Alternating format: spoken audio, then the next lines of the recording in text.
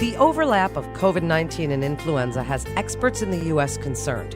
We may soon face two epidemics at the same time, and this combination could precipitate a crisis unlike any other.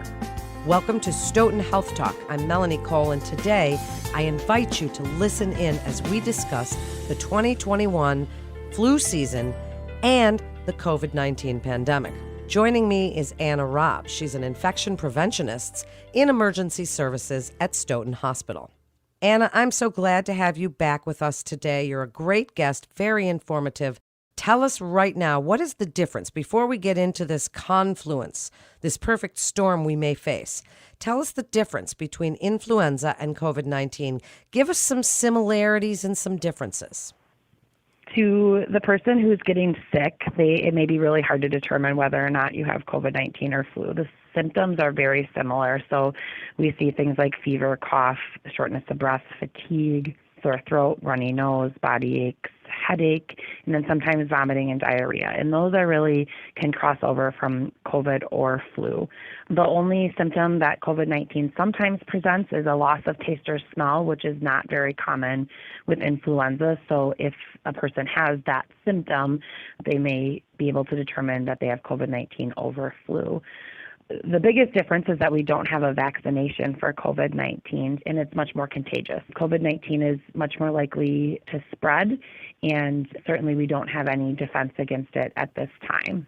Tell us a little bit about social distancing, physical distancing, and masks. Do you feel, as an infection preventionist, that this is going to help maybe reduce some of the flu numbers that we normally see?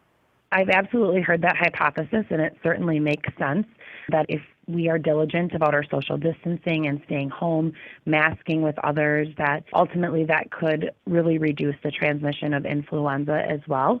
So I'm hopeful that people will continue in their efforts against COVID-19 and therefore also reduce the impact of influenza this season. So if we are prudent, we get our flu shot, do you feel that that will help us? I know you said there's no vaccine, but will that help us at all fight coronavirus? Do you feel that just by building up our immune system, or really the two don't coincide? I think really the influenza vaccine is not likely to help against COVID-19, but what we're really looking for and why the flu vaccine is so important is we're talking about resources for the people that are very ill. So every year, influenza hospitalizes a large amount of patients, and the more people that we can have vaccinated against the flu, the less flu circulating. When we're anticipating large amounts of hospitalizations related to COVID-19, can really help preserve some of those precious resources that we anticipate this flu season.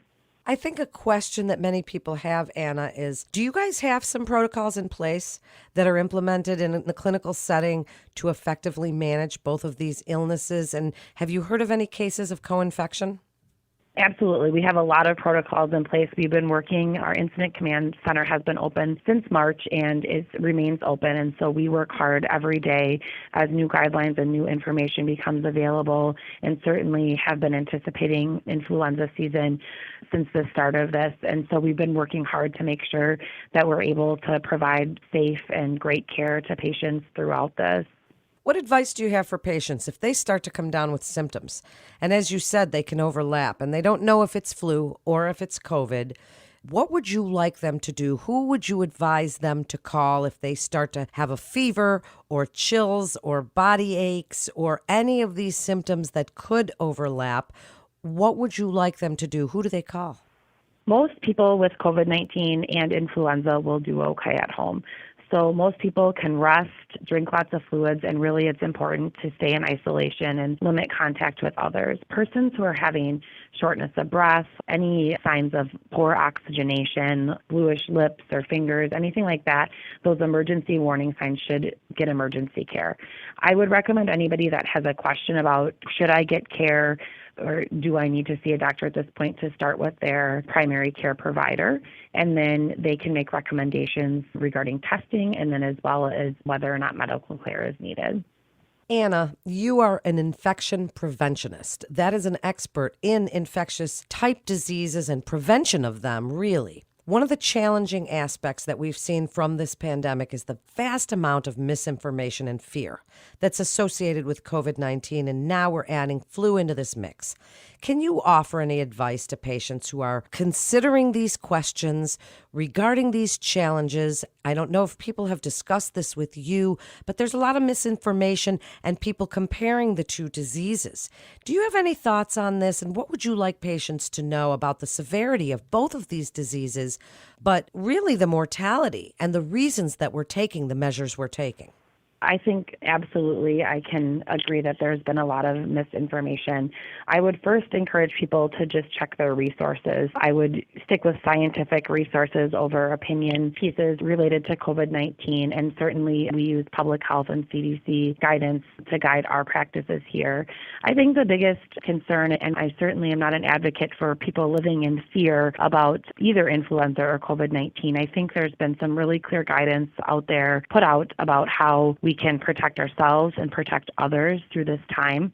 And I think with us taking those actions on an everyday basis is really important. And I think the other big thing to consider and why we're working so hard to keep numbers down is that we really just want to be able to continue to provide the best care to our sickest patients through this. And so the goal, we've known that COVID-19 is here and that it's coming and that it's not going away anytime soon.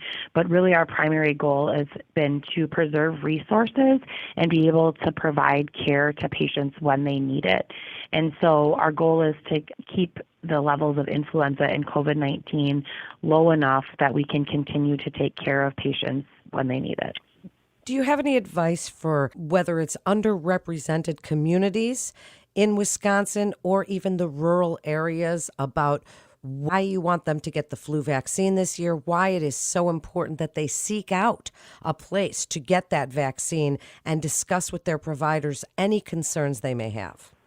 Again, to speak to that use of resources, influenza causes a large amount of hospitalizations each year, and we're anticipating a large amount of COVID-19 hospitalizations. We've already seen that in the state of Wisconsin, and we are anticipating that trend will continue. And so getting the flu vaccine, because we don't have a COVID-19 vaccine, we can all get flu vaccines and try to limit the risk and the impact of flu in our communities, which will in turn open up resources to care for our patients with COVID-19. People should look for flu vaccines through their primary care providers, through local pharmacies, and then persons who are uninsured or have Medicaid or Badger Care can get a free flu shot through Public Health Madison-Dane County. That's really great and very important information. Wrap it up for us, Anna, if you would. This confluence, this doubling up of epidemics that could possibly happen this fall, and what you would like people to know about influenza, the flu, and COVID-19 pandemic, and coming together, and so that we can all stay safe as a community. Give us your best advice. I think the biggest message I would like to relay is just that this is really a community effort, that really, COVID-19 and influenza are both, COVID-19 is here and influenza is coming, and we really just all are working together. And I want people to feel that what they're doing and their behavior matters. And in the big picture, we're really saving lives by getting out and getting our flu vaccine and then following the really everyday preventative measures, wearing a mask, social distancing, staying home if you're sick, hand washing, frequent cleaning and disinfection of surfaces. All of those things, when we all do our part, will make a big difference. Well said. Absolutely perfect information, because it is a community effort, as you say, Anna, and that is just great advice. You gave us so much usable information for this episode. Thank you again. And that concludes this episode of Stoughton Health Talk. Please visit our website at stoughtonhealth.com for more information and to get connected with one of our providers. Please share this show with your friends and family on social media. That way we all learn from the experts at Stoughton Hospital together, and it takes a community. We will get through this. We do not need to be scared, but we all have to practice those hygiene methods that Anna discussed today. So please also remember to subscribe, rate, and review this podcast and all the other Stoughton Hospital podcasts. I'm Melanie Cole.